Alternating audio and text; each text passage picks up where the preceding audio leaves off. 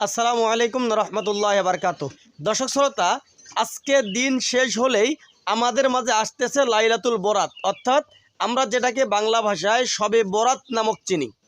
এই যে শবে বরাত আসতেছে, শবে বরাত উপলক্ষে দুই শ্রেণীর মানুষ থেকে বিরত থাকবেন।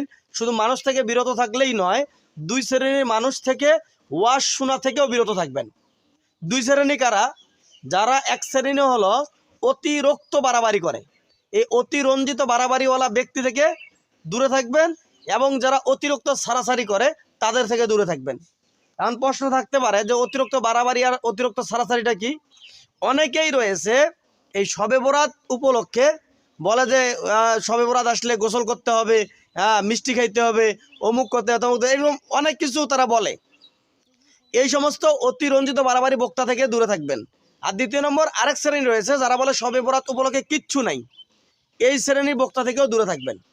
শবে বরাত উপলক্ষে অতিরিক্ত বাড়াবাড়িও নাই, অতিরিক্ত সারাসারিও নাই, তাহলে কি আছে? মাঝামাঝি। মাঝামাঝিটা কি? আজকের রাতটা আসতেছে, এ রাতে সারা রাত আপনারা নফল ইবাদত করেন, মাগরিব থেকে শুরু করে সুবহ সাদেক পর্যন্ত। আর আল্লাহ যদি তৌফিক দান করে, শরীরে শক্তি থাকে, সামর্থ্য থাকে, তাহলে আগামীকালকে একটা রোজা দিবেন। আর আজকে যারা দিচ্ছেন, আজকে একটা, আগামীকালকে একটা। আর যারা আগামীকালকে রোজা দিবেন, আগামীকাল বুধবার একটা, বৃহস্পতিবার একটা।